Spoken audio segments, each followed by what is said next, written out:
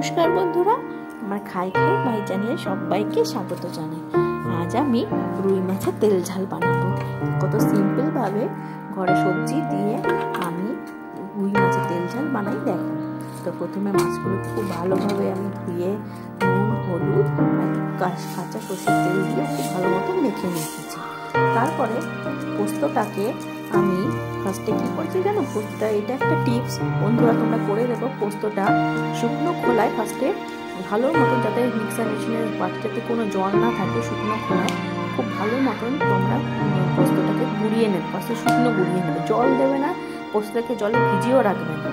তো ভালো করে গুঁড়িয়ে নেবে, যখন দেখবে একদম মিহি হয়ে যাবে, পোস্তটা গুঁড়ি গুঁড়ি থাকে, গুঁড়ি গুঁড়ি আর থাকবে না, পুরো তো মিহি হয়ে যাবে। তারপরে মধ্যে একটু জল দিয়ে তোমরা মনের মতন করে পেস্ট করে নেবে। যতটা ঝোলা রাখতে চাও কি ঘন রাখতে চাও সেই মতো করে দেবে। একটা দানা দানা থাকবে না, অথচ ভিজিয়েও রাখতে পারবে, কিচ্ছু ঝামেলা নেই। তারপরে হচ্ছে পোস্তটা বেটে নিয়ে ওর মধ্যে একটু সর্ষে, কালো সর্ষে, অল্প সাদা সর্ষে দিয়ে, তার দুটো কাঁচা লঙ্কা আর একটুখানি আমি নুন দিয়েছি, যাতে মানে সর্ষেটা যাতে তেতো না হতে, করে একটা পেস্ট করে রেখেছি। এবার কড়াতে তেল গরম করে আমি মাছগুলো ভেজে তুলে নিয়েছি। তারপরে ওই তেলেই আমি আর তেল অ্যাড করিনি, ওর মধ্যে কালো জিরে ফোড়ন দিয়ে আর দুটো কাঁচা লঙ্কা ফাটিয়ে আমি দিয়ে দিয়েছি ওর মধ্যে। একটু কাঁচা লঙ্কা আর কালো জিরে খুব ভালো ফ্লেভার, গন্ধ ছাড়ে, খুব ভালো লাগে। তারপরে এই যে কেটে রাখা বেগুন আর আলু এগুলো ওর মধ্যে দিয়ে আমি খুব ভালো মতন নুন হলুদ মাখিয়ে রেখে দিয়েছিলাম, তো ওটা দিয়ে খুব ভালো মতন একটু নাড়াচাড়া করে একটু নুন দিয়ে দেবো। তারপরে একটু নাড়াচাড়া করে খুব ভালো মতন আমি এটাকে ঢেকে খেতে হতে দিয়ে দেবো। আর অন্যদিকে আমি একটা পেস্ট বানিয়ে নেবো, সেটা হচ্ছে টমেটো, জিরে আর আদা আর কাঁচা লঙ্কা একটা পেস্ট বানিয়ে রেখে দিয়েছি। ওটা আমি দেখাতে ভুলে গেছি ভিডিও। তো ঢাকনাটা খুলে দেখো, মোটামুটি পেস্ট সবজি সেদ্ধই হয়ে গেছে। তো ওর মধ্যে এই যে বাটা পেস্টটা, এইটা আমি এর মধ্যে আদা, জিরে, কাঁচা লঙ্কা দিয়ে পেস্ট বানিয়ে রেখেছি, আর টমেটো দিয়েছিলাম একটা, তো দিয়ে খুব পেস্টটা বানিয়ে রেখে এটা একটু ভালো মতো একটু সবজিগুলোকে একটু কষে নিই, যাতে আদার যতক্ষণ না একটু ভালো গন্ধটা, আদার গন্ধটা থাকে না কাঁচা, সেটা চলে যতক্ষণ না চলে যায় ততক্ষণ একটু ভালো মতো। দেখো কত সুন্দর মাখো মাখো হয়েছে, বেশ তেলও ছেড়ে দিয়ে এসছে।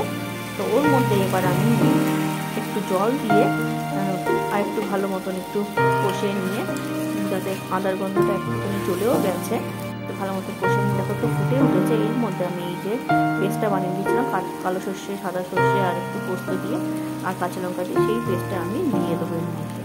পোস্তটা দিয়ে আমি, এটা তো আমি মানে তোমরা জানো কিনা জানি না, তবে পোস্তটা দিয়ে বেশিক্ষণ মশলা কষাতে নেই, তবে পোস্তটা দিয়ে ছাকড়া ছাকড়া হয়ে যায়। তো পোস্তটা দিয়ে আমি কিছুক্ষণ নাড়িয়ে একটুখানি জল দিয়ে আবার একটু ভালো মতন নাড়াচাড়া করে নেব। নাড়াচাড়া করে নিয়ে দেখো কত সুন্দর একটা দেখে, মানে যেমন সামান্য আমরা যখন রুই মাছের প্রথমে আমাকে একটা বোর হয়ে যায়, তোমরা এইভাবে রুই মাছের এটা খেয়ে দেখো, তেল ঝালটা খুব ভালো লাগবে। যেটা আমরা সাধারণত পাবদা দিয়ে করি, পার্শে মাছ দিয়ে করি, তো এইভাবে খেয়ে দেবে, খুব ভালো লাগবে, অন্য রকমের গতানুগতিক। তারপর একটু নুন দিয়ে আর একটু নাড়িয়ে নিলাম, একটু ফুটে উঠেছে। এরপরে মাছগুলো দিয়ে দেবো, মাছগুলো দিয়ে আর একটু খানিকক্ষণ একটু ফোটাবো, যাতে মাছের গায়েও মশলাগুলো বেশ ভালো ঢোকে আর মাছগুলো বেশ ভালো মতন একদম জুসি হয়ে যায়, নরম হয়ে যাবে। আর একটু যেহেতু ভাজা তো হয়েই রয়েছে, তো একটু ঝোলটা দেখো অলরেডি ফুটছে, আমি একটু ঢাকা দিয়ে রেখে দিলাম। এবার ঢাকনা কিছুক্ষণ রেখে দিয়ে ঢাকনাটা খুলবো কিছুক্ষণ পরে, দেখো মোটামুটি কত সুন্দর হয়ে এসছে, ঝোলটা একদম টকবক করে ফুটছে, আমার তো হয়ে গেছে। দেখো কালারটাও কত সুন্দর এসছে, অথচ অল্প তেলেই আমি করেছি, কত সুন্দর। এবার আমি একটা বাটিতে নামিয়ে নেবো সব মাছগুলো, যেগুলো যতটা আমাদের লাগবে দুপুরবেলার জন্য, ততটা আমি এর মধ্যে নামিয়ে নিলাম বাটিতে। রাত্রেবেলার জন্য আবার একটু গরম করে নেব।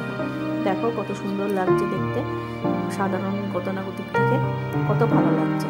এরপর আমি ভাত নিয়ে নিয়েছি, গরম গরম ধোঁয়া ওঠা ভাত, তার সাথে একটু মাছ আর একটু মাছের তেলের তরকারি দিয়ে মাখিয়ে খেয়ে জাস্ট মুখে লেগে থাকার মতো। কেমন হয়েছে অবশ্যই জানিও।